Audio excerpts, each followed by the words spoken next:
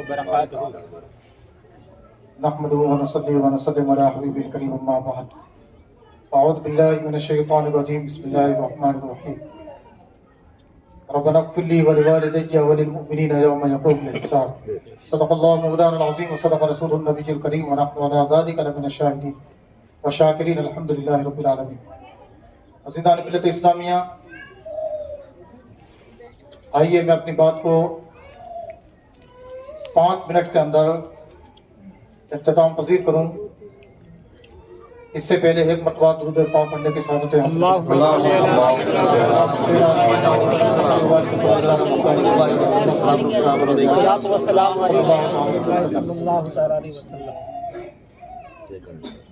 بزرگوں، نوجوان ساتھیوں،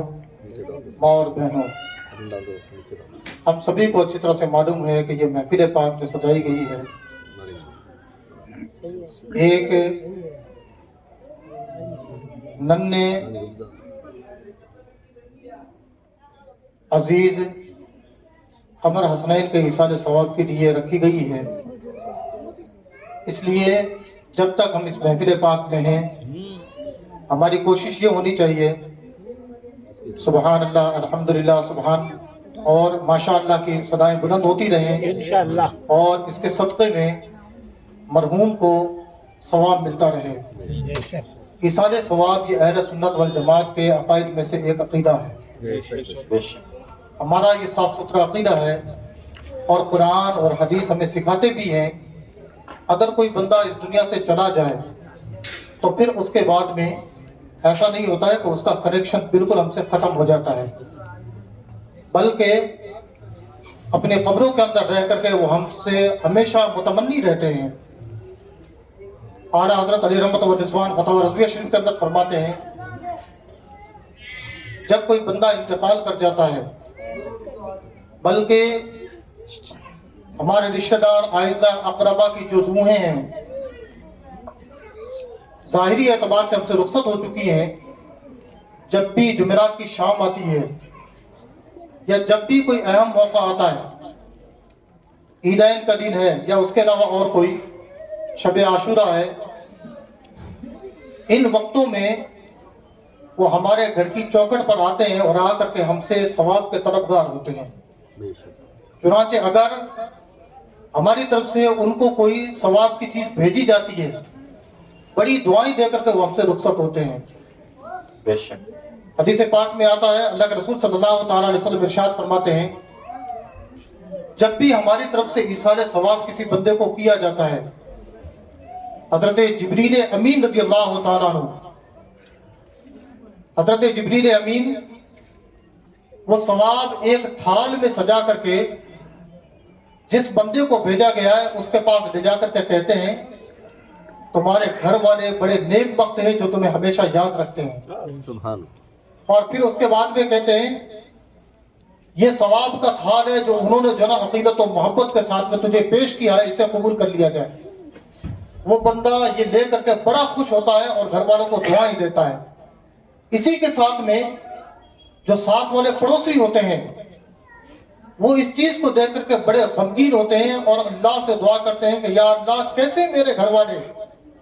جو مجھے رخصت کرنے کے بعد میں بھول ہی چکے ہیں.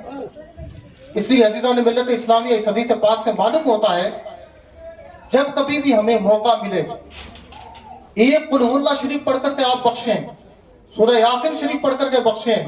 سورہ ملک شریف پڑھ کر کے بخشیں، جو بھی آپ ایصال ثواب کریں گے یقیناً ان کی روح کو پہنچے گا اور ان کو ٹھنڈ پہنچے گی.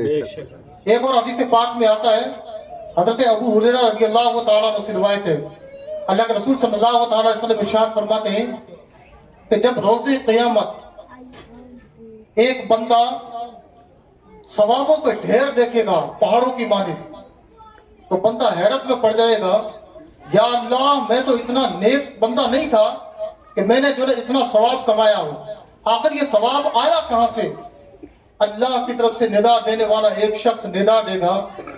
اے بندے تو نے تو یہ ثواب نہیں کمایا تھا لیکن تیرے پیچھے تو نیک بندوں کو چھوڑ کر کے آیا تھا، جو تیرے گھر والے تھے انہوں نے ہر جگہ پر تجھے یاد رکھا اور ان کے یاد رکھنے کی وجہ سے تیرے لیے اتنا ثوابوں کا ڈھیر جمع ہو چکا ہے جو آج پہاڑوں کے مانے دکھ رہا ہے۔ عزیزان ملت اسلامیہ، ان سب سے ہمیں پتا چلتا ہے کہ جو بھی ایصال ثواب کرتے ہیں یقیناً ان کو پہنچتا ہے اور ان کی روح کو تسلی حاصل ہوتی ہے۔ حدیث پاک، قرآن پاک کے ذریعے سے ہمیں ایصال ثواب کرنے کا طریقہ بتایا گیا ہے۔ آج بڑا المیہ ہے، ہم لوگ سوچتے ہیں کہ جب تک ایک قرآن پاک پڑھ کر کے نہیں بخشا جائے، 10 قرآن نہیں پڑھے جائیں، تب تک جو نا ایصال ثواب ہوتا ہی نہیں ہے۔ یاد رکھیں عزیز، آپ اپنی طرف سے اپنے سامنے ایک گلاس پانی کا یا سامنے کچھ بھی نہیں رکھیں، اپنی طرف سے ایک تسبیح پڑھ کر کے اس کو بخش دی، اللہ کی رحمت جوش میں آئی، قسم خدا کہ اللہ تبارک و تعالیٰ اسے ایک تسبیح کے بدلے میں جو اس کی بخشش فرما دے گا، ایک تسبیح کے بدلے میں۔ اسی طرح سے اگر آپ نے قل هو اللہ شریف کی صرف اتنی فضیلت ہے کہ ایک مرتبہ اگر کوئی بندہ قرآن پاک کی سورہ اخلاص قل هو اللہ شریف پڑھتا ہے، اللہ تبارک و تعالیٰ تہائی قرآن کے برابر جو اس کو ثواب عطا فرماتا ہے۔ یوں ہی حدیث پاک کے اندر آتا ہے کہ اگر کوئی بندہ جمعہ کے دن قبرستان جائے اور جا کر کے اپنے مرحومین، خاص کر کے جو ماں باپ ہیں، ان کے لیے ایک مرتبہ سورہ یاسین شریف پڑھتا ہے، اللہ تبارک و تعالیٰ اس ایک سورہ یاسین کے بدلے میں تمہارے ماں باپ کی بھی بخشش کر دیتا ہے اور تمہاری بھی جو بخشش فرما دیتا ہے۔ عزیزان ملت اسلامیہ، ایصال ثواب کا مفہوم جو ہے کتنا وسیع ہے، لیکن آج ہم نے اس کو تنگ کر کے رکھ دیا ہے اور ہم سوچتے ہیں کہ جب تک کہ جو ہے کافی سارے لوگوں کو نہیں بلایا جائے تب تک جو ہے ایصال ثواب ہوتا ہی نہیں ہے۔ میری ماں بہنیں بیٹھی ہوئی ہیں، بھائی بیٹھے ہوئے ہیں، میں تو یہ کہوں گا ہر دن اپنے گھر کے اندر آپ سبحان اللہ الحمدللہ کی ایک تسبیح پڑھیں اور آپ کا جو بھی مرحوم ہے اس کو جو ہے نا ایصال ثواب کریں، اللہ تبارک و تعالیٰ اس ایک تسبیح کے بدلے میں اس کی بھی بخشش فرمائے گا اور یہ ثواب جو ہے نا آپ کا بھی ضائع نہیں ہوگا۔ اور ایک بات یاد رکھیں، آج اگر آپ ایصال ثواب کریں گے، کل کو آپ کی جو نسلیں ہیں ان کی بھی جو ہے نا یہ عادت بنے گی، آپ کو بتانے کی ضرورت نہیں ہے، آپ چلے جائیں گے، لیکن یہ کہ آپ کے پیچھے جو آٹومیٹک جو ہے یہ آپ کو ایصال ثواب کرے گی۔ حضرت عیسیٰ علیہ السلام کا واقعہ ہے، ایک بندہ تھا انتقال کر گیا، گنہگار بندہ تھا، اور اس کے انتقال کرنے کے بعد میں اس کے بچہ پیدا ہوا، تھوڑا سا جوان ہوا، بچے نے عمر لی، ماں جو ہے اس بچے کی انگلی پکڑتی ہے اور جا کر کے مکتب کے اندر استاد کے سامنے بٹھاتی ہے۔ جیسے ہی استاد نے اس کو کہا پڑھ بیٹا بسم اللہ الرحمن الرحیم، بندہ یا تو گناہوں کی وجہ سے جو نا عذاب کے اندر مبتلا تھا، اللہ تبارک و تعالیٰ کی رحمت جوش میں آئی اور اس کے سارے گناہوں کو معاف کرتی ہے۔ سبحان اللہ سبحان اللہ۔ وہ بندہ پوچھتا ہے یا اللہ یہ بخشش کیسے ہو گئی؟ اللہ کی طرف سے جواب آتا ہے پیارے تو گنہگار بندہ تھا، لیکن جس کا بیٹا جو نا اپنی توتلی زبان کے ذریعے سے زمین کے اوپر بیٹھ کر کے بسم اللہ الرحمن الرحیم میرا نام بولے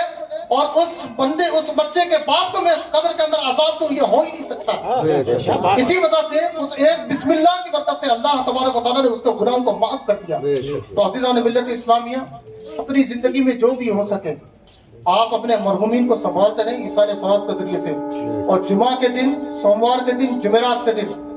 خاص طور سے آپ قبرستان وغیرہ جایا کرو۔ اور دوسری بات یہ ہے جو ہمیشہ میں کہا کرتا ہوں، سب سے اہم چیز یہ ہے اللہ کے بارے میں، رسول اللہ صلی اللہ تعالی علیہ وسلم کے بارے میں اپنے دل کے اندر اس طرح سے محبت رکھیں کہ اس محبت کے اندر کسی بھی طرح کا کوئی نقص